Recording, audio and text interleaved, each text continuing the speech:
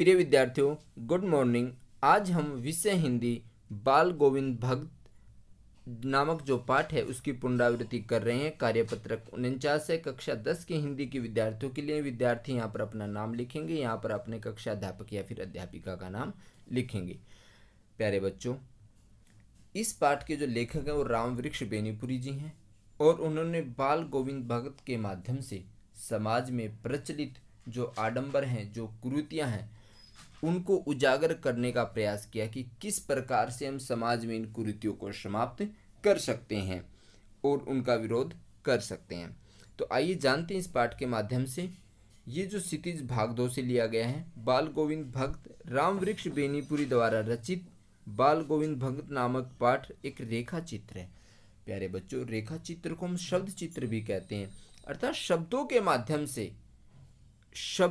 माध्यम से किसी व्यक्ति, दृश्य या घटना का वर्णन, मतलब शब्दों के माध्यम से किसी व्यक्ति का या घटना का या किसी दृश्य का वर्णन इस तरह से किया जाता है जिससे आपके मस्तिष्क में वो घटना, दृश्य या वर्णन जीवंत या साकार लगने लगे। उसे हम क्या कहते हैं? रेखा चित्र या शब्द चित्र कहते हैं। और जो बाल गोविंद भक्त है, रेखा चित्र के माध्यम से बेनीपुरी जी ने एक विलक्षण व्यक्तित्व का सजीव वर्णन किया है।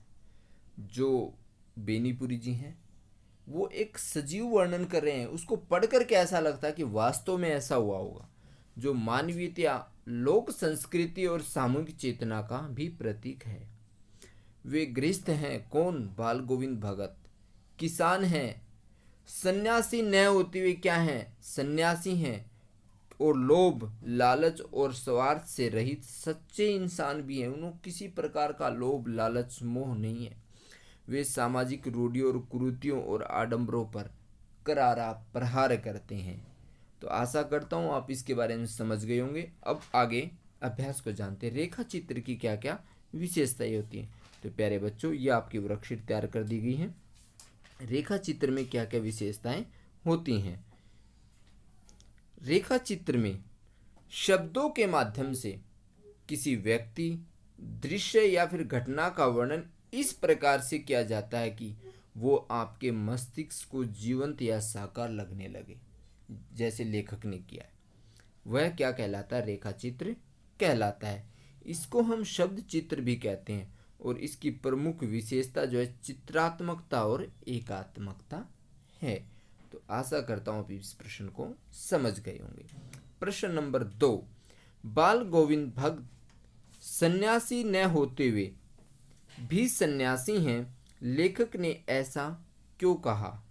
जो बाल गोविंद भक्त हैं वो बिल्कुल भी, उनमें किसी भी प्रकार का लोभ, लालच, मोह नहीं है। निस्वार्थ भाव से भगवान का भजन करते हैं।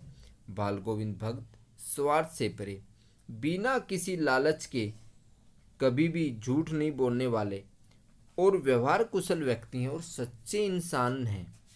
वे सामाजिक रूढ़ियों, कुरीतियों और पाखंडों का विरोध करते थे और इसलिए लेखक ने उन्हें सन्यासी न होते हुए भी सन्यासी कहा है। अर्थात गृहस्थी आदमी थे, किसान थे, किंतु आचरण उनका सन्यासी जैसा था, तो इसलिए लेखक ने उन्हें सन्यासी न होते हुए भी सन्यासी कहा है। आपके विचार में सच्चे सन्यासी में क्या क्या गुण होने चाहिए?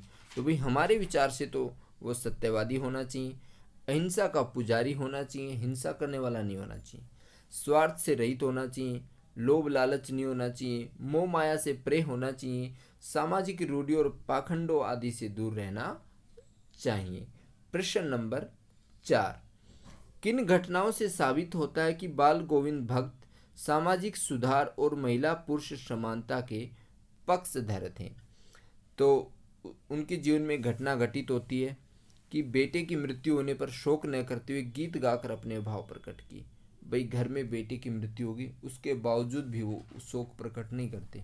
वो कह रहे हैं कि भाई आत्मा का परमात्मा में मिलन हो गया, वो उसके पास चली गई है, तो इसमें दुखी होने वाली कोई बात नहीं है। नंबर 2, बेटे के क्रियाक्रम में भी सामाजिक रिवाजों को अनदेखा करते हुए अपनी पुत्र वधू से दाह संस्कार करवाते हैं। समाज में एक प्रचलित थी कि मुखाग्नि जो है वो पुत्र ही देता था, किंतु उन्होंने जो है वो मुखाग्नि अर्थात दाह संस्कार के लिए अपनी पुत्र वधू से करवाई। तो इस कुरीति का वो उन्होंने उस समय विरोध किया। समाज में विधवा विवाह का प्रचलन नहीं था, उसके बावजूद भी उन्होंने अपनी पुत्र वधू को दूसरी शादी करने की अनुमति दी। कह रहे कि बेटी शादी करो और अपना जीवन आनंद पूर्वक जियो। जिसको जाना था वो चला गया है। प्रश्न नंबर 5, अपने संस्मरण के आधार पर किसी व्यक्ति, दृश्य या घटना का वर्णन अपने शब्दों में कीजिए। कि आपके जीवन में जो भी कोई घटना घटित हुई है, आपको यहाँ पे उसका वर्णन करना है। ठीक है, मैंने आपको कुछ दिशा निर्देश के लिए एक घटना बताई है। एक दिन एक सन्यासी मेरे घर पर आए। उन्होंने कुछ करामात दिखाते हुए कुछ आश्चर्यपूर्ण कार्य करके दिखाए। ठीक है ना, जो मुझे लग रहा था कि ऐसा हो ही नहीं सकता। जैसे उंगली पर थाली घूमना, दीपक जलता हुआ दिखा दिया, कभी बुझा हुआ दिखा दिया, थाली में रखकर उसे घुमाते हुए ऊपर हवा में उछालते हुए पुनः अपनी उंगली पर आ जाना, इस प्रकार के दृश्य करके दिखाए। और ये ऐसे कार्य थे जिसे देखकर मुझे आश्चर्य हुआ। वैसे ये एक कलाकारी थी। ठीक है ना, कोई करामात नहीं था, ये कलाकारी थी, कोई जादू नहीं था। सन्यासी ने मुझे यह बताते हुए कहा कि बेटा, जिस प्रकार आप इसे जादू समझ रहे हो, ठीक इसी प्रकार आप भी इसे कला समझें। कह रहे इसे जादू नहीं समझना, इसको एक कला समझो। जब आप कला समझोगे तभी इसको समझ पाओगे। यदि आप इसी कला का ध्यान अपनी पढ़ाई में लगाओगे तो वास्तव में आप एक सुयोग्य कलाकार बन जाओगे।